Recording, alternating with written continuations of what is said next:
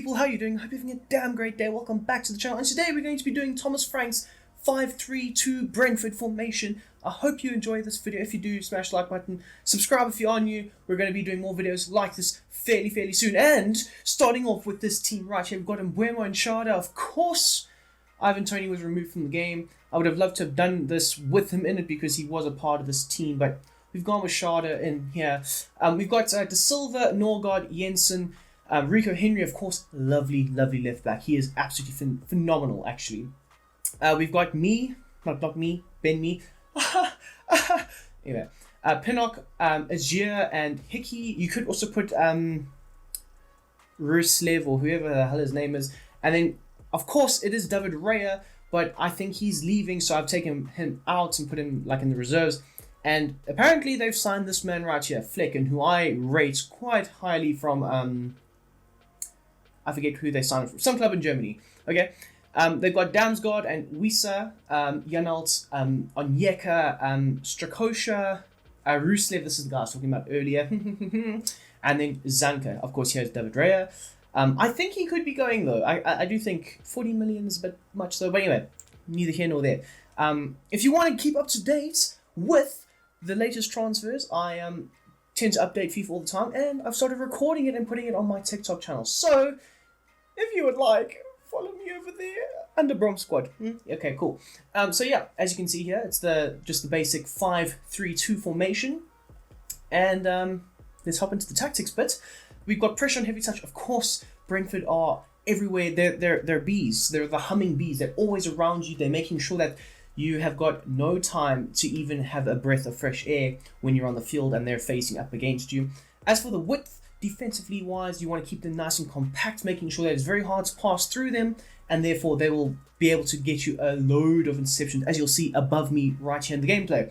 As for the depth, though, you can have it a bit lower, but I think 70 is quite nice, having that nice high line, although if you're watching above, it did land me in a bit of trouble. So I would probably say 70 is good, but probably 65 is a nice, happy medium to go with. And then maybe if you are playing against the Liverpools, the Uniteds, the Man City, the Arsenals, and so on, maybe drop it to around a 55, because you want to have a nice low block to maintain and keep the ball away from the opposition, as well as protect your goalkeeper and probably your back three as well, / back five. As for the build-up play, I've gone with fast build-up and forward runs.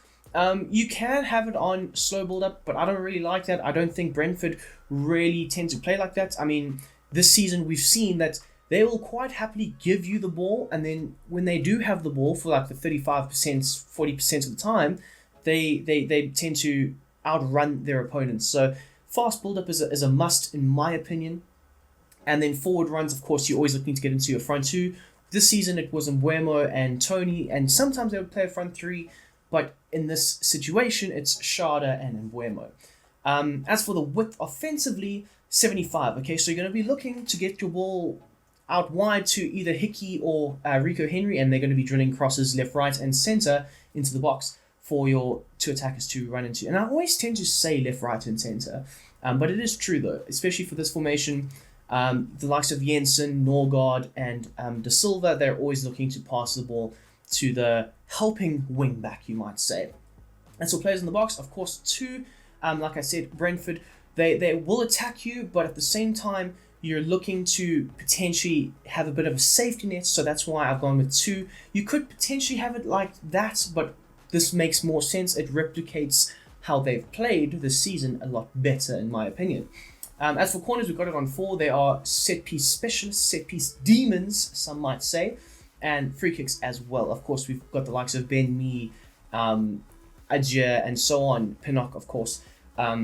Tall, strong, physical centre-backs that are quite happy to get on the end of crosses and head them home. I think even in this game above, if I remember correctly, we scored a header. So I think that was off of a corner as well.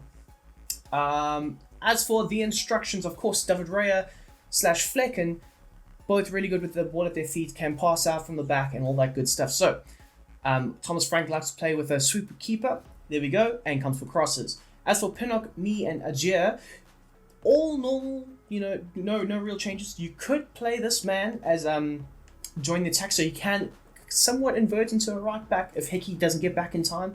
But for safety, precautious reasons, I've gone with no changes to the back three. As for the wing backs, though, there are changes and they are very much the same. Join the attack, overlap, and step up. Do you want them to step up and actually tackle the opposition winger / fullback, whoever's getting forward the most? So yes, and as you can see here for Rico Henry, it is the same ordeal. As for Oliver, is his name Oliver or Norgard? I feel like it is. I'm not sure. Anyway, we have him on cut passing lane, stay back while attacking, cover center, and deep line playmaker. So in the game that happens on the real field in real life, of course, Jensen, De Silva, Norgard, they have this little rotation system that happens. Obviously, you can't really do that in this game. It would be amazing if you could. FIFA, if you could give us more options, that would be amazing. But of course, nobody ever listens to me. So the best way to somewhat have that rotating look about it, of course, he is always going to be your DM. Like Jensen's never going to be the DM. But we have him as a deep line playmaker, which just allows him a bit more freedom to get forward, and a bit more freedom across the horizontal axis, I guess. So yes. As for Jensen, we have him as more or less the box-to-box-esque midfielder, and we have him on free roam.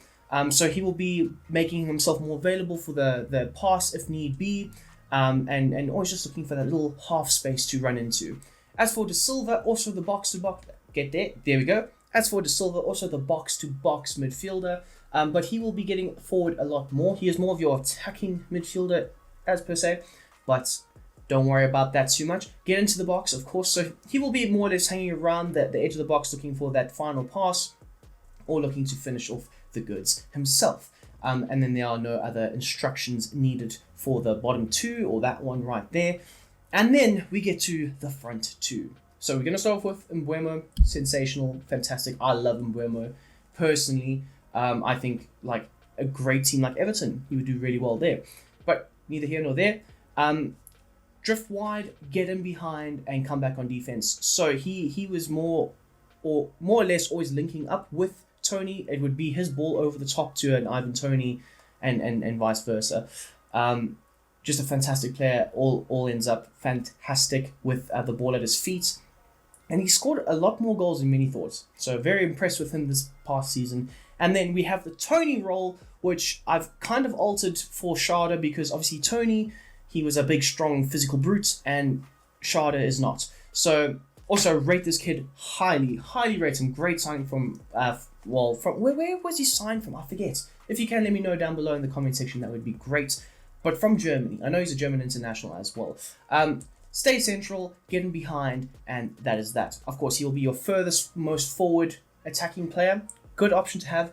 Got loads of pace to burn, which is why I have him on getting behind. But if you still have Tony in your game, I would say stay central and target man, or target player, sorry.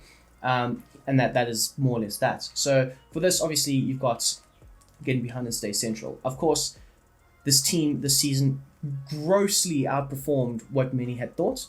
And you know what? I hope they do it again next season. So anyway, until the next time, guys, smash the like button, subscribe if you are new, and I hope you have a damn great day.